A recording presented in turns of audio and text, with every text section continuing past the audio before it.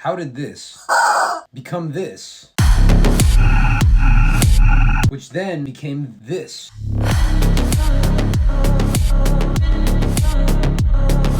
Today I'm going to show you how to make a dark cyberpunk synth bass drop, and it's a lot easier than you could ever imagine. You know me, I like to keep things simple. No BS. We're going to reverse engineer one of my older songs called Hush. So the main thing we're going to look at first is the second drop, the most notable part of the song. Garbage truck cannot be right. Bro, oh my God, you could have taken the trash out any other day. There's really one main synth that's carrying that drop, and I'm going to isolate that so we can listen to it here.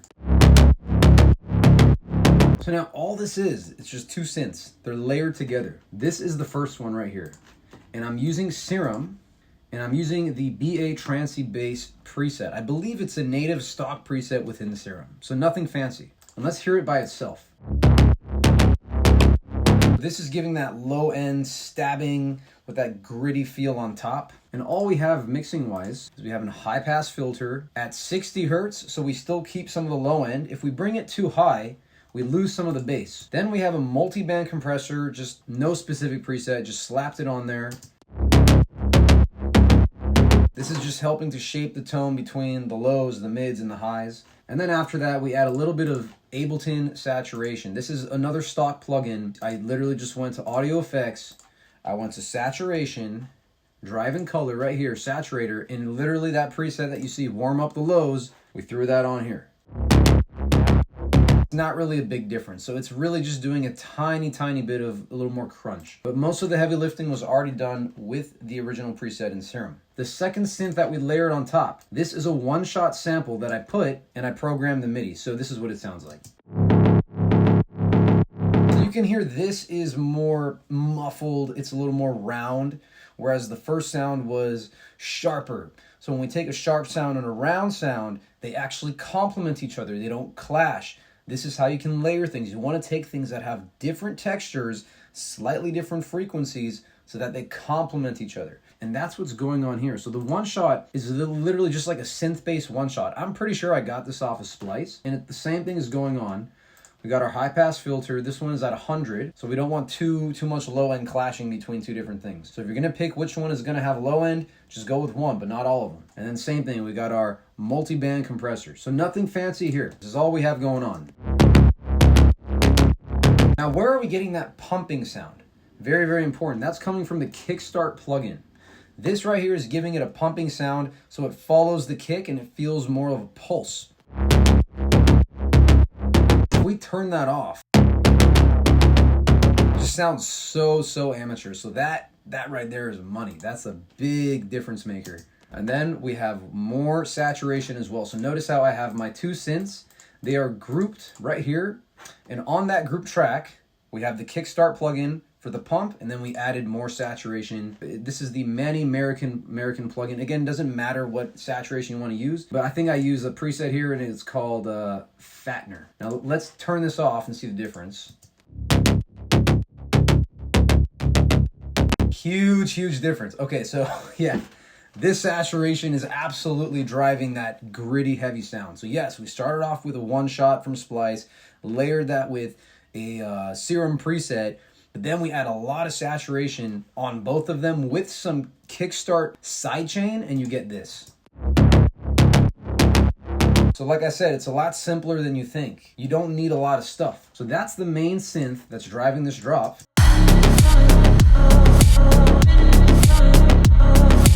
Here we just added a little wub sound to come in and fill in the gaps right here.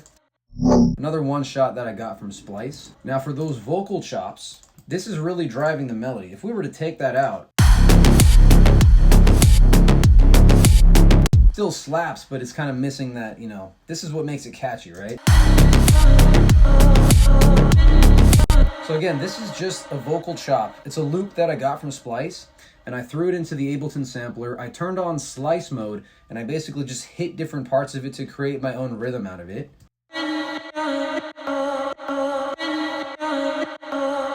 Added a bunch of reverb, and then we just add the Kickstart plugin as well to give it that pumping sound. And that's how we got the vocals. And then of course, as always, you gotta have a nice fat sub bass. Nothing crazy here, right? This is just a simple sub bass, a little sine wave, just going under the beat for that deep, deep low end. There, that garbage truck is back again, bro. Now you might be asking, what about the rubber chicken? All we essentially did is we threw that into the Ableton sampler. We can play it on our keyboard like this. All we had to do was just go down an octave or so. Very, very simple. And as far as mixing goes, high pass filter, multi-band compressor as always. We added some OTT to really compress the sound and make it even more like oomph. Here's without it. Sounds very soft. We turn that back on. Adds that grit, and then of course we get that kickstart sidechain. We turn that off. It just sounds like a garbage disposal. So sidechain is so important. If there's one thing to take away, it's like use the right layers, keep your production simple, saturation is key, sidechain is key. Those are the main takeaways here.